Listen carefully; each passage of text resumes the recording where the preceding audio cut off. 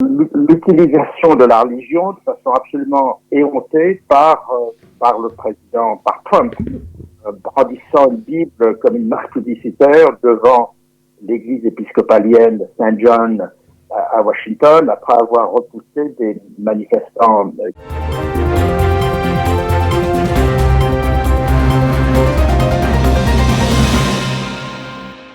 Évidemment, les manifs aux États-Unis se poursuivent après le meurtre de George Floyd. Voilà, nous allons faire le point avec eux. Eva Soto, bonjour. Oui, bonjour.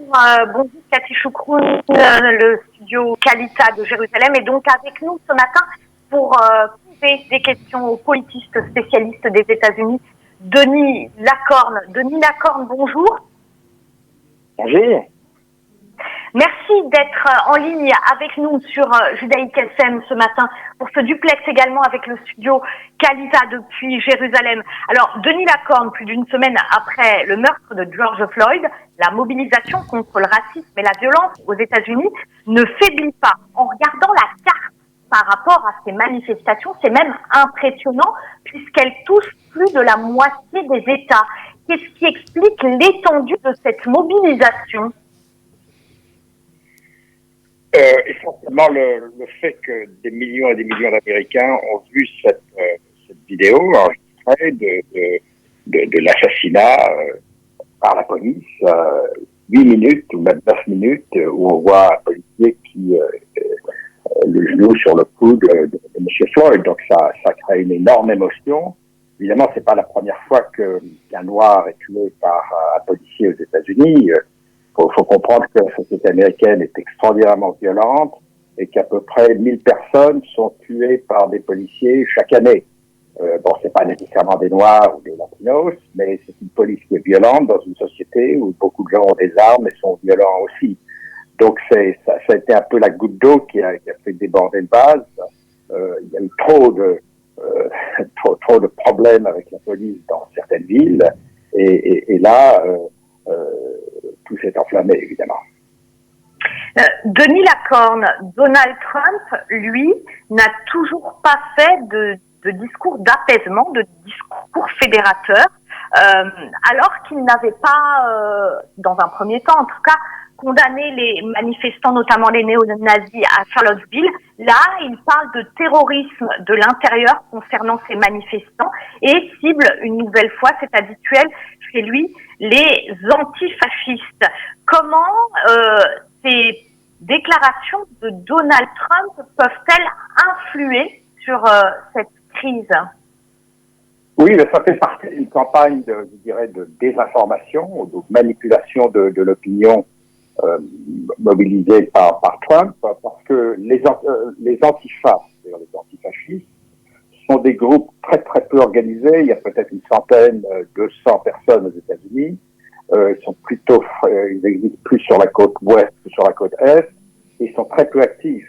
Mais le message de Trump, c'est que tout a été organisé par des antifas. Et puis il y a d'autres thèses conspirationnistes qui prolifèrent aux États-Unis aujourd'hui. On comprend que George Soros aurait financé les émeutes.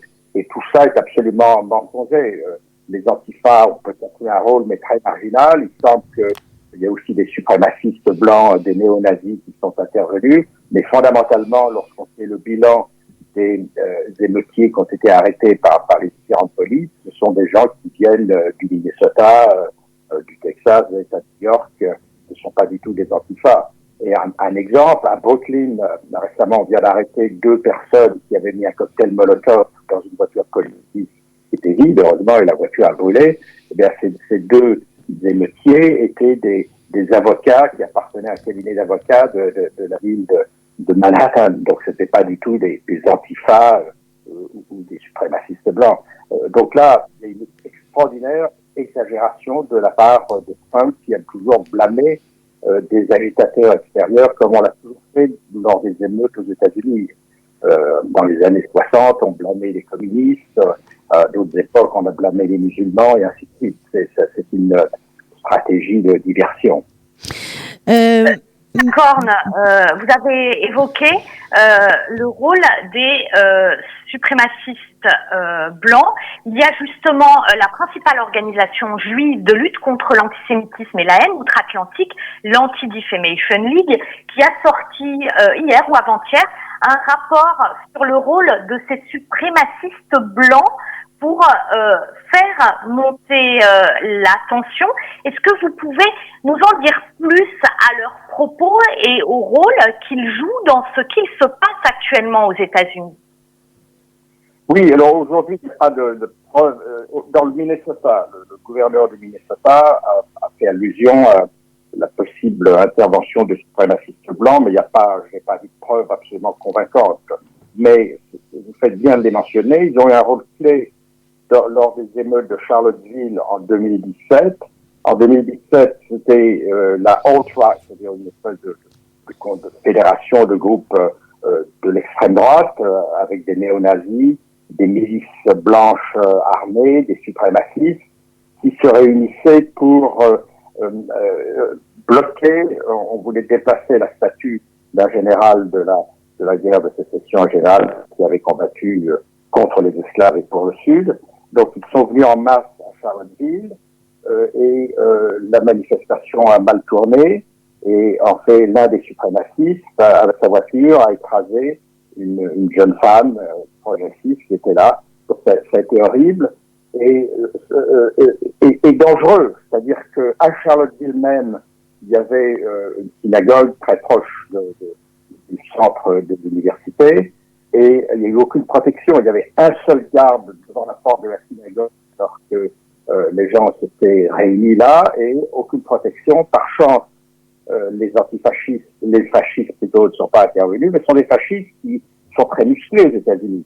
Les suprémacistes blancs, les néo-nazis, ils avaient des swastikas, ils avaient des armes, ils avaient toute une série de slogans nazis et aussi ils avaient commencé leur manifestation par une marche solennelle avec des flambeaux telles que celles qu'on avait pu voir dans l'Allemagne nazie. Donc il y a quelque chose d'assez dangereux et effrayant et de terroriste chez les suprémacistes blancs, beaucoup plus que chez les antifas, qui eux sont pas vraiment violents. Les antifas, leur principal rôle est de dénoncer ou de révéler où habitent les néo-nazis et les suprémacistes. C'est leur fonction principale aux États-Unis en tout cas.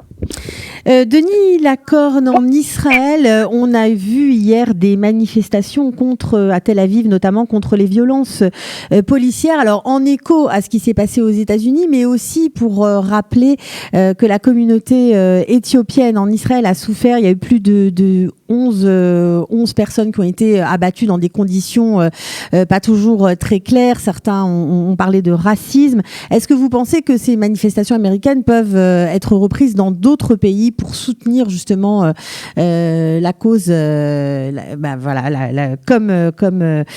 pour soutenir la cause de ces personnes qui sont victimes de violences policières? Oui, en France, il y a eu hier une manifestation assez importante avec, je crois, 10 000 personnes au plus, à propos d'un jeune noir qui avait été tué par la police il y a plusieurs années. Donc il y a un effet d'écho, c'est vrai. Mais je crois que le plus choquant dans tout ce qui se passe aux États-Unis, c'est pas tant les émeutes. On a connu ça aussi en France avec les gilets jaunes, et les Black Blocs, etc., des violences pas toujours contrôlées.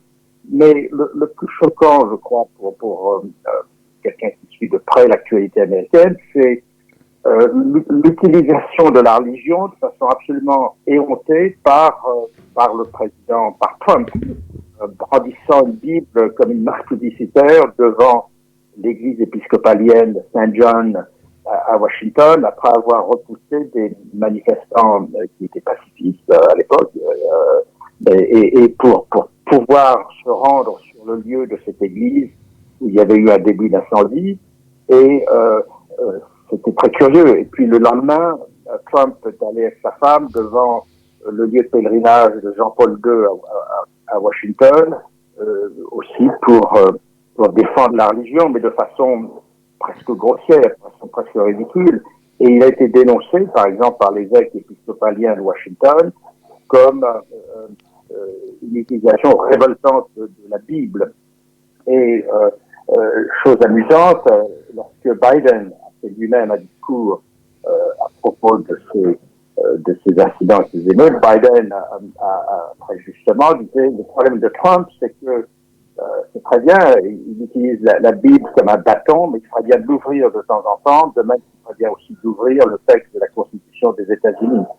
Et sur cette lancée, Pelosi, qui dirige qui est à la tête des démocrates à la Chambre des représentants, est apparue aussi, elle est venue avec une Bible en main, et elle a cité un passage de l'Ecclésiastique sur la nécessité d'apaiser les conflits. Donc il y a, vous voyez, les guerres des Bibles, ça existe toujours encore aux États-Unis. Mais évidemment, pour Trump, qui est très peu religieux lui-même, qui va presque jamais à la messe ou au service, il préfère jouer au golf le dimanche matin. Trump, qui, il ne faut jamais l'oublier, en 2016, était allé dans une église méthodiste et il avait confondu le plateau de la communion avec le plateau de la quête. Il avait mis un billet de $50 sur le plateau de la communion. Donc c'est dire son manque de connaissances, son manque de culture religieuse. Mais Trump, évidemment, qui disent-ils, il veut satisfaire les évangéliques blancs, du Sud surtout, qui votent massivement pour lui. 80% des évangéliques blancs ont voté pour Trump en 2016. Et puis, il vise aussi, lorsqu'il va au lieu de pèlerinage de Jean-Paul II à Washington, l'électorat catholique, qui est important aux États-Unis, et qui risque d'être détourné vers Biden, qui est lui-même catholique. Donc, tout cela est électoral, c'est de la manipulation électorale, et c'est ce qui est peut-être choquant dans ce qu'on peut voir aujourd'hui dans l'actualité américaine. Merci beaucoup, Denis Lacorne, d'avoir été en ligne avec nous. Malheureusement, pas le temps de vous poser une dernière question. Je crois que la liaison était pas très bonne entre nous. Du coup, vous m'avez pas entendu, c'est pas grave. Merci beaucoup pour toutes ces précisions. Merci d'avoir été en ligne avec nous pour ce duplex aussi avec le studio Kalita. Prochain rendez-vous avec l'actualité sur Judaïque FM tout à l'heure à 10h pour le Flash. Merci à tous.